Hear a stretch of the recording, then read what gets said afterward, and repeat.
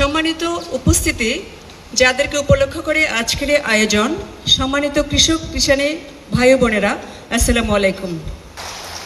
সম্মানিত উপস্থিতি, ইতিমধ্যে বৃক্ষরোপণ, পরিচর্যা এবং এই ফল যখন আমরা বক্ষণ করি যে পুষ্টিগুণ এই সম্পর্কে আমি মনে করব যে বিস্তারিত আলোচনা হয়েছে। আমাদের সম্মানিত বক্তারা এ সকল বিষয় উপস্থাপন করেছেন। আমি আপনাদেরকে দু একটি গুরুত্বপূর্ণ বার্তা দিতে চাই। আপনারা জানেন, গণপ্রজাতন্ত্রী বাংলাদেশ সরকারের মাননীয় প্রধানমন্ত্রীর নির্বাচনী ইশতেহারে অন্তর্ভুক্ত রয়েছে 5 বছরে 25 কোটি বৃক্ষরোপণ। তারই ধারাবাহিকতায় 13ই মে সারা বাংলাদেশে মাননীয় প্রধানমন্ত্রী একযোগে বৃক্ষরোপণ অভিযান কর্মসূচির শুভ উদ্বোধন করেছেন এবং সেই ধারাবাহিক অংশ হিসাবে আমরাও কিন্তু বরগুনা জেলার কালেক্টরেট স্কুল প্রাঙ্গণে এবং সকল উপজেলায় একযোগেই বৃক্ষরোপণ কর্মসূচির শুভ উদ্বোধন কার্যক্রম সম্পন্ন করেছি।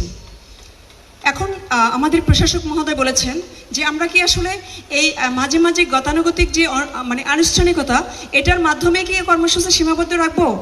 উত্তর এক কথায় না। আমরা কথায় না, আমরা একটু কাজে বিশ্বাসী হব।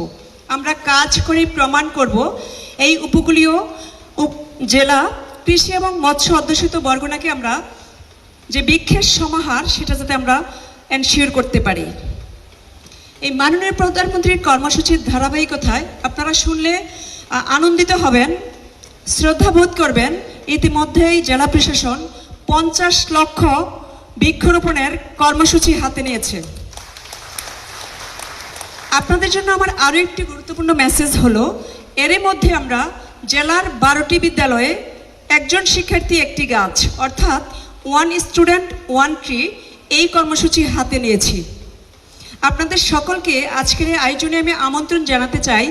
আগামী সপ্তাহে বরগুনা সদরের একটি স্কুলে 1 স্টুডেন্ট 1 ট্রি কর্মসূচির আমরা শুভ উদ্বোধন করব। সেই অনুষ্ঠানে আপনাদের সকলকে আমি আন্তরিকভাবে আমন্ত্রণ জানাচ্ছি। আজকের এই আয়োজনটি অত্যন্ত ফলপ্রসূ একটি আয়োজন। এই আয়োজনের জন্য আমি সম্মানিত সভাপতি মহোদয়ের প্রতি আমার কৃতজ্ঞতা। আপনাদেরকে আমি আরও একটি বিষয় প্রতিশ্রুতি ব্যক্ত করতে চাই। আজকে আমরা খরিফ মৌসুমের প্রণোদনা বিতরণ করব। আপনারা জানেন, ইতিপূর্বে আমরা এই প্রতিশ্রুতি রক্ষা করতে পেরেছি।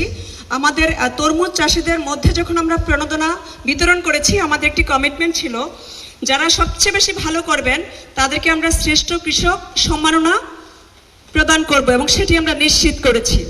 আজকেও ঠিক একই কমিটমেন্ট, যারা খরিফ মৌসুমে সবচেয়ে বেশি ফলন আমাদেরকে দেখাতে পারবেন তাদের জন্য জেলা প্রশাসনের তরফ থেকে স্বীকৃতি স্বরূপ সম্মাননা স্মারক এবং অন্যান্য পুরস্কার থাকবে।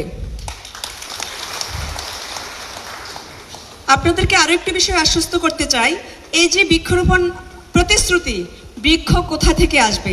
যদি আজকে যারা উপস্থিত আছেন কোনো কৃষক বা কৃষানী বোনের মনে হয় যে আমি 2টি গাছ লাগাবো কিন্তু আমার সক্ষমতা নেই, আপনারা প্লিজ, এখানে ডিডি কৃষি মহোদয় আছেন, জেলা কৃষি কর্মকর্তা মহোদয় আছেন, জেলা প্রশাসন আপনাদের পাশে রয়েছে, প্রশাসক জেলা পরিষদ আপনাদের পাশে রয়েছে। আবশ্যিকভাবে আপনারা আমাদের কাছ থেকে সে গাছ গ্রহণ করবেন।